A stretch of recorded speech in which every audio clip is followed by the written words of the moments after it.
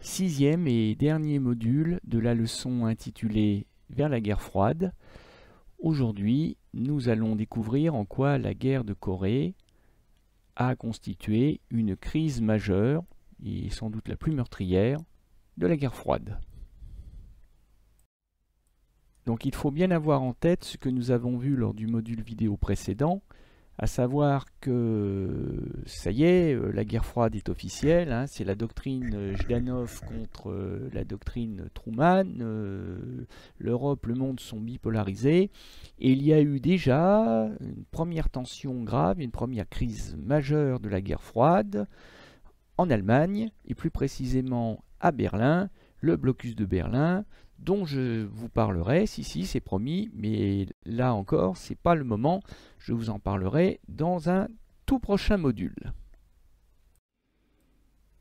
Et les tensions entre les superpuissances, en réalité, remontaient à avant 1947, avant la double déclaration Truman et Jdanov.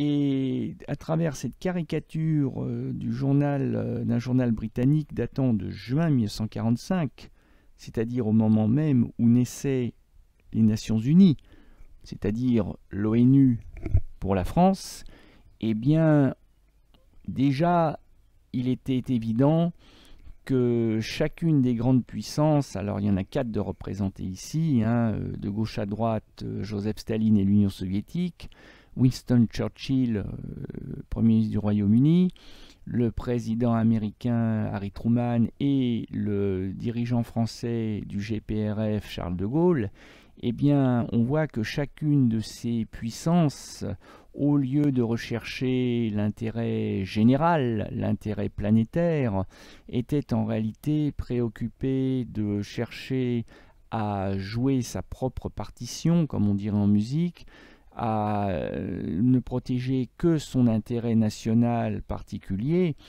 C'est ce qu'a voulu expliquer le caricaturiste en représentant ces pays en sportifs. Le problème, c'est que chacun jouant un sport différent, totalement incompatible avec celui de ses voisins, et évidemment chacun voulant imposer ses règles aux autres.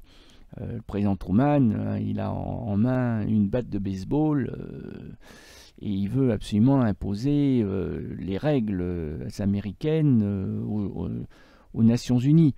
Donc c'est ce que conclut le monde nouveau issu de la Seconde Guerre mondiale, c'est-à-dire l'enfant en chapeau et en par-dessus.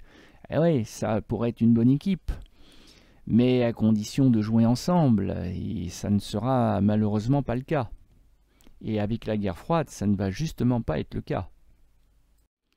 Et on le constate à l'été 1950, lorsque la Corée du Nord, dirigée par un dictateur stalinien, Kim Jong-il, va, avec l'accord de son voisin chinois communiste Mao, mais aussi et surtout avec l'accord du dirigeant du bloc communiste Joseph Staline, va envahir sa voisine, la Corée du Sud.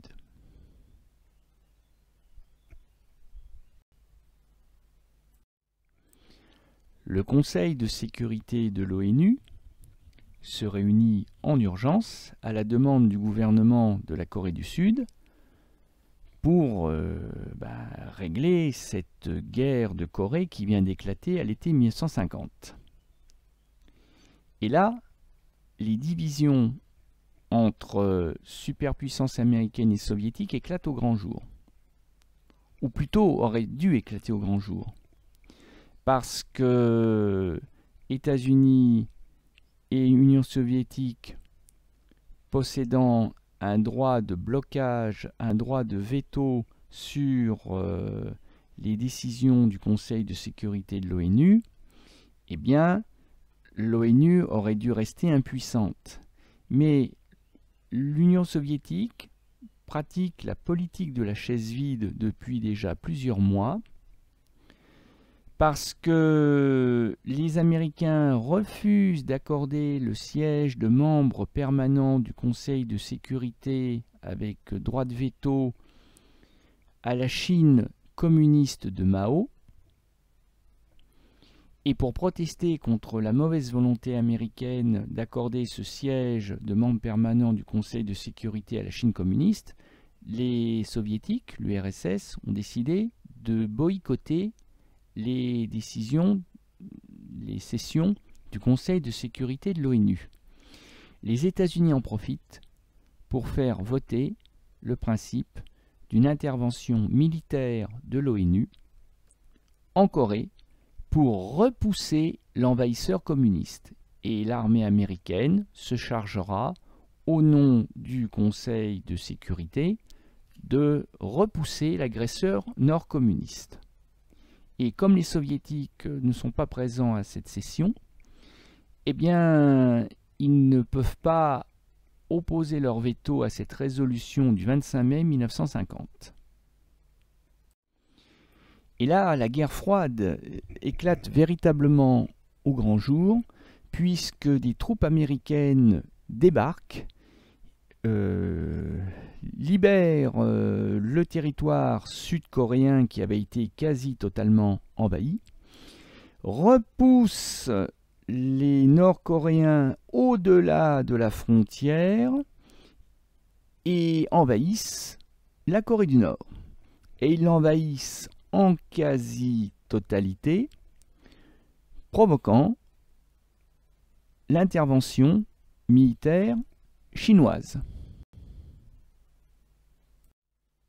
En effet, en janvier 1951, l'armée chinoise entre en Corée du Nord pour venir au secours de sa sœur communiste. Alors, officiellement, ce n'est pas l'armée chinoise, ce sont des volontaires chinois qui se portent au secours spontanément de la Corée du Nord, mais il ne faut pas être naïf, c'est évidemment l'armée chinoise qui intervient. Et là, l'armée chinoise, bien que beaucoup moins bien équipée que l'armée américaine, encore qu'elle reçoit, l'armée chinoise, des armes de l'Union soviétique, l'armée chinoise noie littéralement les Américains sous le nombre, et les Américains sont obligés de reculer. Et Séoul, la capitale sud-coréenne, tombe aux mains des communistes. Ce qui oblige les Américains à envoyer des renforts de troupes, et les troupes américaines commandées par le héros de la Deuxième Guerre mondiale dans le Pacifique contre les Japonais, le général MacArthur, eh bien, les Américains repoussent les Chinois et les Nord-Coréens au-delà, à peu près au niveau de la frontière entre les deux Corées d'avant le début de la guerre. Mais là, on voit que la situation est extrêmement dangereuse parce que c'est un conflit militaire ouvert entre des alliés de l'Union soviétique contre l'armée américaine et ça pourrait dégénérer.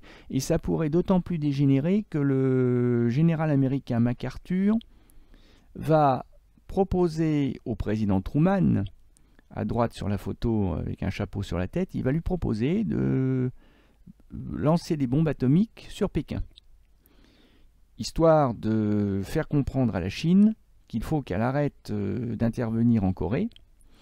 Et comme le président Truman a déjà envoyé 2 bombes sur le Japon en 1945, le général MacArthur se dit qu'après tout, le président Truman n'en est plus à ça près. Mais justement, le général MacArthur n'a pas bien compris ce que c'est que la guerre froide.